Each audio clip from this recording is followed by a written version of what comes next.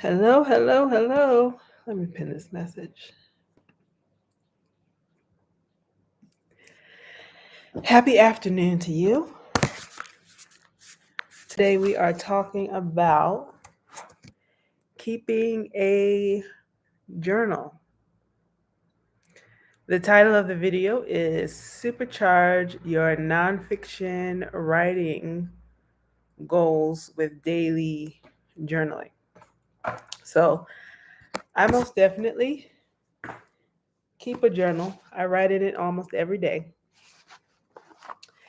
And this is just one of many journals that I have kept over the past 5 years. I have all of my journals that I've kept over the past 5 years, particularly because the last 5 years have just been really just a transformative time for me, and I sort of use it as a space to be able to have a discussion with my own mind about what it is that I'm learning about myself. But I also find it really helpful to be able to um, help me with the writing that I'm doing, any sort of writing projects that I'm doing. So today we're talking about how it is that I use a journal to be able to help me supercharge my nonfiction writing goals. So when people ask me, how do I journal? Well, first of all, let me tell you who I am before I even get into all of that. If you're not familiar with me, my name is Halana Black. I am a freelance writer, also an author. I ghostwrite books for people. I'm a book coach. I do all the things when it comes to writing, usually in the nonfiction space. Um, I have been a freelance writer for the past 8 years. 5 years ago, I set off from my home in the United States and I decided to become a traveling freelance writer. And on this channel, I like to be able to share some of the work that I do, to be able to help other people learn how to be able to become better at different areas of nonfiction writing. So today we're talking about journaling, journaling in particular, excuse me. And so, number one, something that people always ask me about is, how do you journal? How do you journal? And I always say that there's more than one way to be able to journal. There's no one right way. It really just depends on what it is that you want to do. So I'm going to give you basically roughly 5 ways um, that you can use journaling to help you in your nonfiction writing. And so your nonfiction writing, that could be whether you're writing your book, whether you are, writing things for a particular client, you're writing an article for a magazine, or if you are doing content marketing for a client, or you're doing blog posts for your business.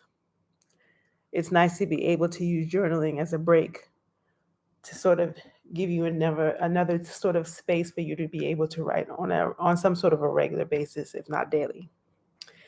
Number one, you can use morning pages. If you're not familiar with morning pages, it's a concept that um, the famous author Julia Cameron wrote in her book, The Artist's Way. You should really get the book if you're not familiar with that book, The Artist's Way by Julia Cameron. But in there, she has a concept called the morning pages. And I really call it sort of like a shower for your brain. And what it is that you do is you take 3 pages in your journal and you just sort of dump whatever you have early in the morning. It must be done early in the morning. I think she says within like the first 30 minutes of waking up. And the reason is because when you wake up, you have all sorts of thoughts and things going into your brain that need to be expressed, they need to be gotten rid of. So if you use the first 3 pages in your journal and you just write in the way that feels comfortable for you, um, you'll be able to get rid of all of those things so that when it's time for you to go write your book, your articles, your blog posts, whatever it is that you happen to be doing in the nonfiction space, you'll have more room, more space available to just get right to the work that you're doing. So, morning pages. Check that out in Julia Cameron's book, The Artist's Way. The next thing I would suggest, journaling is really great to help you think through concepts or scenes before you go diving right into your manuscript or the topic that you happen to be writing about in your article, so on and so forth. So I'll give you a couple of examples. Let's say you're writing a book for your business and you're a health coach. You want to be able to share, let's say you want to be able to share your philosophy on health, for example. Sharing your philosophy on health can get sort of convoluted, especially if you don't really consider yourself to be a so-called good writer or you're new to the writing process. However, being clear on what your particular philosophy on health may be really important to sort of figuring out who um, your target audience for this particular book is. So you may want to use your journal, just as space. You handwrite it. I like to be able to handwrite it. When when you do things and you're handwriting things down, it sort of gives you permission to just sort of like write notes instead of making it like the official, this is my official thought. And then once I transfer it using to the computer or to whatever document it is that you're using to be able to write your book or, an article or a chapter or whatever, um, that feels a little bit more, um, that will feel a little bit more official. So in your journal, you have space to sort of play around with what your philosophy is, and you can write it using just pen and paper in your journal. If, let's say, you're a memoirist, you're writing a memoir for yourself, you want to remember a moment in time, um, to be able to get the lesson of that particular event, right? So we're talking about thinking through a concept or a scene before diving into your manuscript. So if you're writing a memoir and you want to use your journal to remember a moment in time, you want to be able to get into what that particular event was about. So let's say, for example, um, I remember really vividly being a kid and growing up in New Jersey, and I spent a lot of summers with my great grandmother. We actually lived in the same home as she did.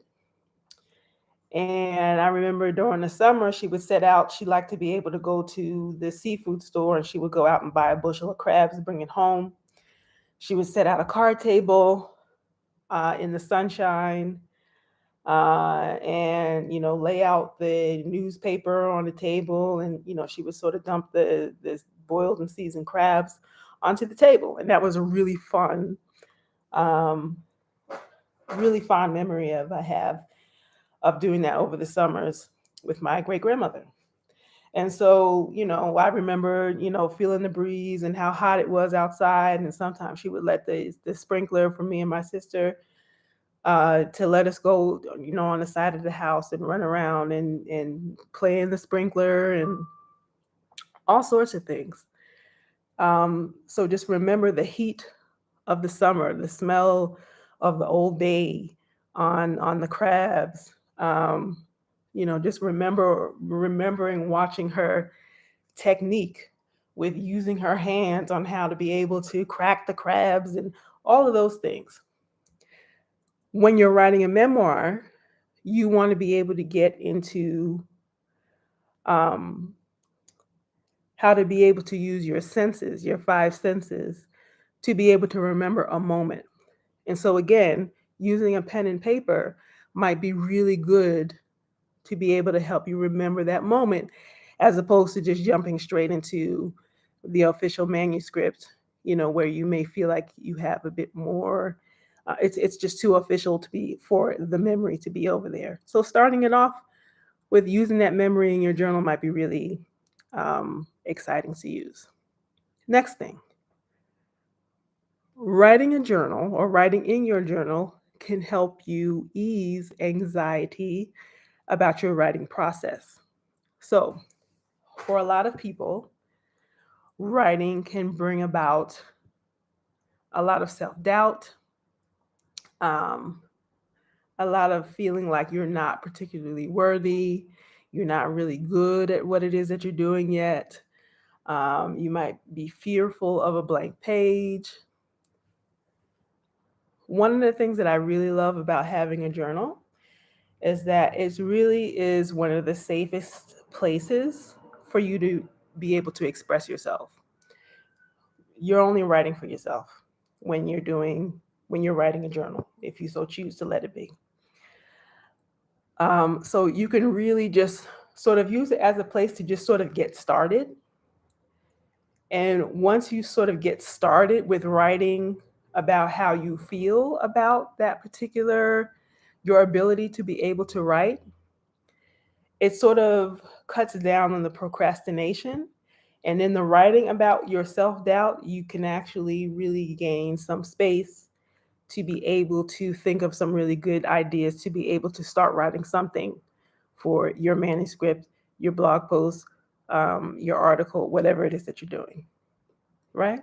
So you can use your journaling space to be able to ease your anxiety about your ability to write.